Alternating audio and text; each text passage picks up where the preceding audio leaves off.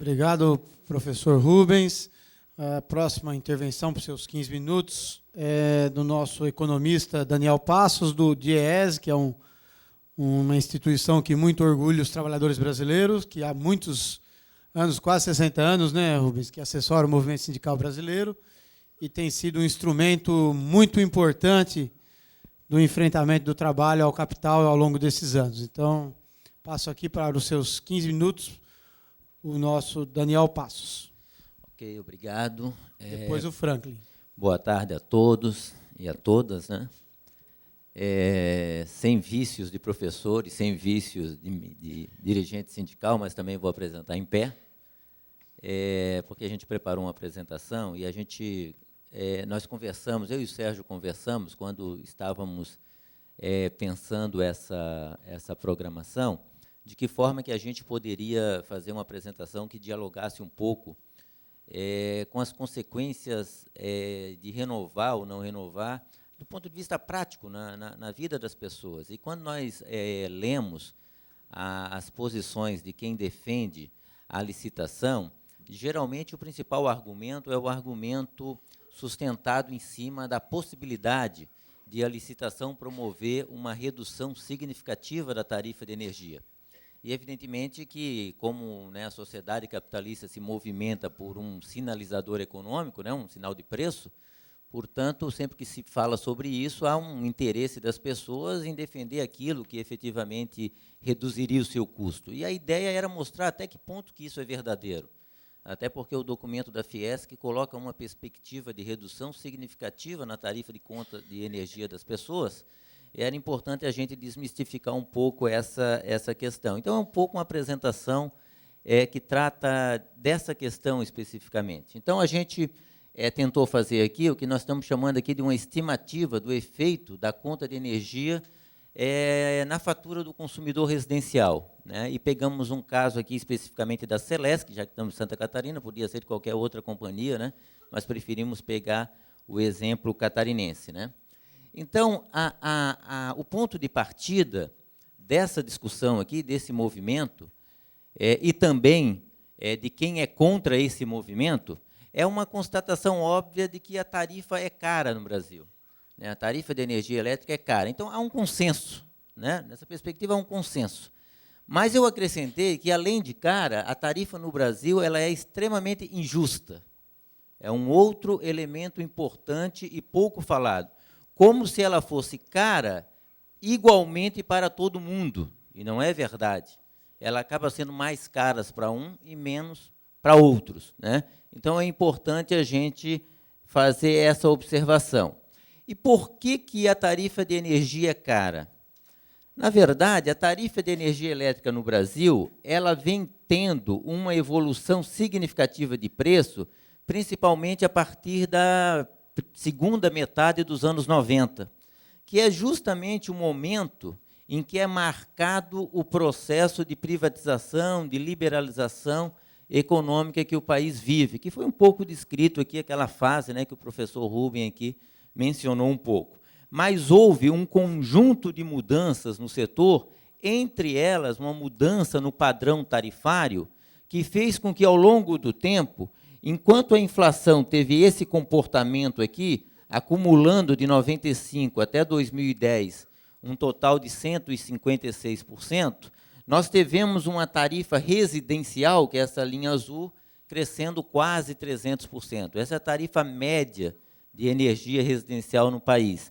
Enquanto que, se eu tirar o residencial, peguei a todos os consumidores, todas as classes de consumidores, nós vamos ver que ela teve um crescimento de quase 350% ao longo desse período. Então, não foi gratuito o movimento de elevação das tarifas de energia elétrica, assim como também não foi gratuito o crescimento das tarifas de telefonia, alguém citou hoje de manhã do gás. Na verdade, faz parte de um processo de abertura econômica, né, que fez com que as tarifas que se pretendia que se chegasse aos padrões internacionais, hoje, quando nós comparamos, verificamos que ela está, inclusive, acima dos padrões internacionais. Portanto, é um consenso de que a tarifa de energia é cara. No entanto, além dela ser cara, ela é injusta. Mas por que ela é injusta? Eu fiz aqui uma separação já que todo mundo sabe que o consumidor final ele paga a tarifa de energia da sua concessionária. Eu separei as 5 concessionárias, né, que fornecem, distribuem energia elétrica no Brasil, as mais caras, que têm as tarifas mais caras, e as 5 que têm as tarifas residenciais mais baratas. E a primeira constatação que se observa é que um consumidor de energia residencial em Tocantins, ele paga o preço do mega, e isso sem contar os impactos dos impostos, e aí elevaria muito mais essa conta ainda, R$ 150 a mais por um mega de energia, comparativamente a um consumidor de energia elétrica de São Paulo ou de Brasília. Então, quer dizer, é uma tarifa que penaliza justamente os consumidores das regiões mais pobres do Brasil. No caso, Tocantins, Maranhão, Mato Grosso do Sul, Mato Grosso do Norte e Cepisa, que aqui é o consumidor do Piauí. Então, nas regiões, né, principalmente nas regiões mais pobres, aí nós podemos ver esses 2 estados, Piauí e Maranhão, que são as 2 menores rendas per capita do Brasil, pagam hoje as tarifas de energia residencial mais elevadas do Brasil. E o poder de compra, portanto, de quem consome energia elétrica é muito diferenciado. Vai além dos R$ 150 de diferença. Porque quando eu meço a renda per capita desses estados, eu vejo que a renda per capita anual lá em Tocantins é R$ 11.000 por ano, a renda média per capita, enquanto que a renda em Brasília é R$ 50.000 por ano. Dessa forma, eu estou dizendo para vocês que o poder de compra de um consumidor lá em Brasília, com a renda média dele, ele consegue consumir no ano quase 170 mega. Ele pode comprar. Enquanto que o mesmo consumidor lá no Maranhão consegue comprar 14 mega. A renda do morador do Maranhão consegue comprar 14 mega, enquanto que o de Brasília consegue comprar 169 mega. Então, o morador de Brasília, enquanto consome 100, o morador do Maranhão só consegue consumir 8. Essa é a conta. Então, não se trata de uma questão que a energia é apenas cara. Ela é cara e ela é um sistema tarifário extremamente injusto que foi construído ao longo desses últimos anos. Então, parece consenso, se alguém entrar nessa sala e dizer, olha, se fizer isso, a tarifa fica mais barata, a adesão vai ser enorme. Correto? Mas essa política de fazer a licitação é capaz de promover a redução da tarifa? Essa que é a questão central, né? E vamos aqui, a tarifa também não é só cara só nas residências. Esse aqui é a tarifa média do Brasil na indústria, e eu peguei esse gráfico aqui da Federação da Indústria do Estado do Rio, mostrando que a tarifa de energia para o consumidor industrial no Brasil, entre um ranking de 27 países, só ganha da Itália, da Turquia e da República Tcheca. Para todos os demais países ela cai. Enquanto que, na média desses 27 países, a tarifa para a indústria é R$ 215 o mega, no Brasil, R$ 329. Ah, Daniel, mas isso não é problema, isso é da indústria. Não é da indústria.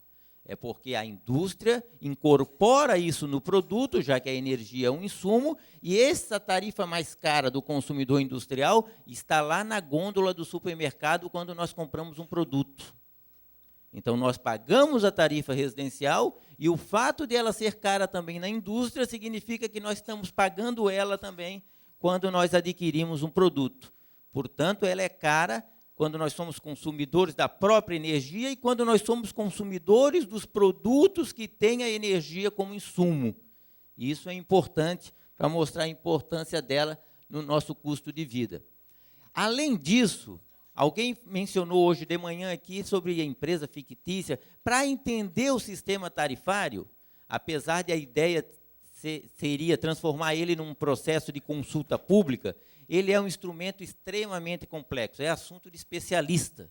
É assunto de especialista, né? Eu tenho participado de inúmeras audiências públicas e muitas vezes nós vamos na audiência pública e a audiência pública permite a participação de todo mundo e o grande debate público é saber se o beta alavancado deveria ser 0,15 ou 0,16. Aí, o que é o beta alavancado, né? Beta alavancado é um assunto de só quem entende é quem, né, é economista e tem uma inserção no mercado financeiro. né? Então, a tarifa de energia é bastante complexa, e ela é distribuída da seguinte forma, e aqui eu peguei o caso da Celesc, tá? Para o ciclo de energia que começou agora em agosto e vai até julho do ano que vem. Da tarifa da Celesc, aqui não está aqui, é uma ideia de uma tarifa média da Celesc, nós temos que de 35% dela é custo da energia, então é geração de energia. Quando se fala assim, vamos relicitar uma usina, não vamos renovar, vamos relicitar, nós estamos discutindo sobre isso, 35% do custo da energia da Celesc. A distribuição, que é o custo que a Celesc, que fornece energia para o consumidor final, representa 20% da tarifa. A transmissão, 7,7%, os encargos setoriais, grande parte dele incorporado a partir do processo de privatização, 12,1%, e os tributos, 25,3%.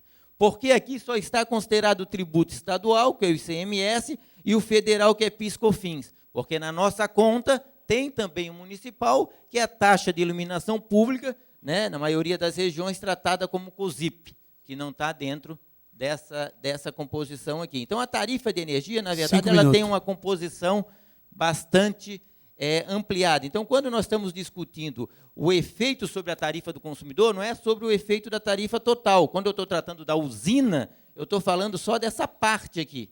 Quando eu estou falando das linhas de transmissão da Eletrosul, eu estou falando apenas sobre essa parte aqui do custo. Tá certo? Então, eu fiz uma simulação, no caso da Celesc, pegando a seguinte situação. A Celesc compra energia para distribuir para a gente. E o custo da energia da Celesc é R$ 114, é isso que ela paga. Ela paga desde R$ 50 até R$ 280, dependendo do contrato. Mas isso produz uma tarifa média de R$ 114, sendo R$ 126 no mercado regulado, que é os leilões, e R$ 89 no mercado, nos contratos bilaterais, né? Inclusive Itaipu está aqui dentro. Então, a tarifa média é R$ 114. Se eu considerasse que o 20% das usinas que vão ser renovadas, toda essa energia viesse para a Celesc, que é absolutamente impossível, tá certo? Mas vamos imaginar que toda aquela energia que fosse licitada viesse para a Celesc adquirisse, e viesse ao preço de R$ 58, que é o preço considerado um preço de custo, tá certo? Significa que a tarifa, o custo da energia da Celesc se reduzia de R$ 114 para R$ 108, ou seja, teria uma redução de R$ 5,68 para cada mega. Esse era o custo da Celesc comprar a energia, tá certo? Vamos ficar só nessa simulação, né? O custo de transporte, e aí é um outro detalhe importante, as tarifas de transmissão, assim como a distribuição, ela tem sua tarifa regulada também pela ANEEL, né? Portanto, se tem ganho de produtividade, se tem ativo que já foi depreciado, em tese ela já sai da própria tarifa, tá certo? Mas vamos imaginar nessa simulação que a tarifa de transmissão, as linhas de transmissão seriam relicitadas e teria absurdamente uma redução de 40%. Então, nós teríamos uma redução aqui de 454 milhões para 320 milhões, que é o custo da Celesc. Tá certo? Quanto é que isso representaria, então, na nossa conta de energia? E eu peguei aqui uma conta de energia, vamos imaginar que o consumidor gaste 270 kWh. Quanto é que ele paga hoje? Ele paga pela geração de energia R$ 39,51. Ele paga mais R$ 10 pelo transporte, pela transmissão, R$ 9,50 pelos encargos setoriais, e a distribuição, né? A distribuição paga mais R$ 29,94, tributos R$ 26, então o total da tarifa dele é R$ 115. E, desgraçadamente, ele mora em Florianópolis, que tem uma COSIP muito alta, e ele paga mais R$ 16 de COSIP, então a conta dele chega na casa dele com R$ 132,04. Então, nós vamos relicitar tudo, e vamos pegar esses 20% e vamos transformar no custo de energia, vamos transferir isso para a Celesc. Essa conta de R$ 132 se reduz para R$ 130.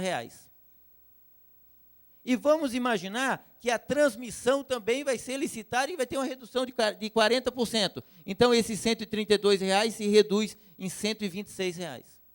Ou seja, na verdade, você não vai conseguir a modicidade tarifária por esse modelo. E pior do que isso, você não vai conseguir corrigir a injustiça do modelo, a injustiça tarifária. Portanto, essa explicação serve para mostrar que o discurso de que, se eu fazer uma nova licitação, reduzir o preço, isso vai reproduzir automaticamente uma redução na conta de energia do consumidor final, é falso. Mas vale você fazer isso de forma dirigida, até porque talvez a tarifa de energia do consumidor final de Brasília não precise reduzir na proporção que precise um consumidor de energia elétrica do Maranhão. Então, na verdade, nós estamos numa seguinte encruzilhada.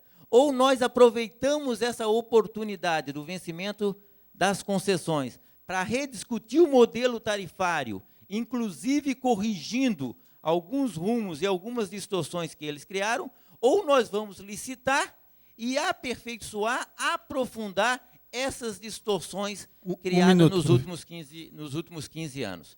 Então, era isso. Espero que a maioria tenha entendido. Qualquer dúvida, a gente trata depois. Muito obrigado. Fiquei com 1 minuto de sobra. Concluiu antes, até agradecer aqui, tanto um quanto o outro, foi bastante disciplinado com relação ao tempo.